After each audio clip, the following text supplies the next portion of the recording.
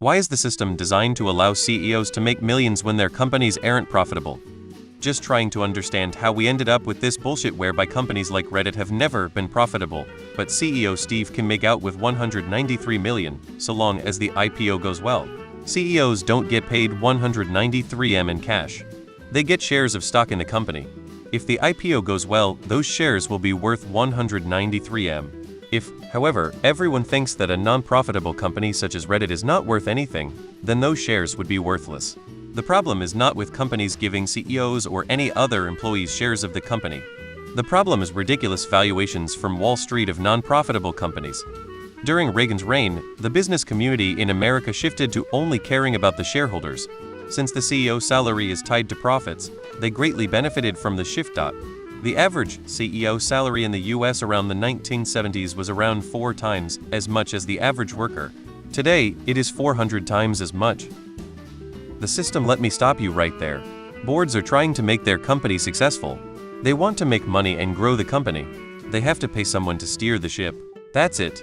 That's what every company is doing. There's no system enforcing CEO salary, it's boards paying people they think will make the company successful. Maybe you question how much they pay the CEO. Maybe you think you could do a better job for cheaper? Maybe they know more about how the business they are running works than you and what's best for the company. It's the stock value they are working on, nothing else. CEOs negotiate their pay with the board of directors, which is at least nominally chosen by shareholders. In cases where they have a large stake in ownership of the company, they tend to not get paid much. With non-profitable companies, often CEOs are brought on board to try to turn around a bad situation. Often they have other options and they can say no. So in that case they can negotiate more direct compensation if the company continues to do poorly. Boards of directors set CEO salaries. They are often made up of other CEOs, attorneys, and others who benefit from keeping the CEO happy. They'll often hire a compensation consultant to determine what to pay the CEO.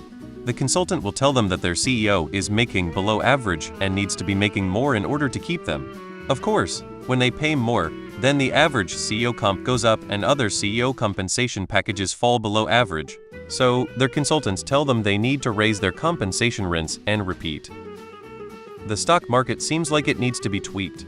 Investments should mostly be longer-term things, not this in and out manipulation. A CEO is an employee. Should employees not get paid if a company does poorly? Of course not. After all, they are still doing their job. If CEOs didn't get paid for lack of profit, then unprofitable companies would be incapable of hiring CEOs. Why would someone take a job that doesn't pay them? That's crazy. Cause they pay to make it, so when money is worth more than votes. They designed it. Many CEO paychecks are tied to performance targets. What galls me are the guaranteed golden parachutes given when these execs fail. All these comments are just a paraphrasing of I don't understand the stock market, but I have 100% certainty it's wrong. Blame those fucking Shark Tank grifting weirdos.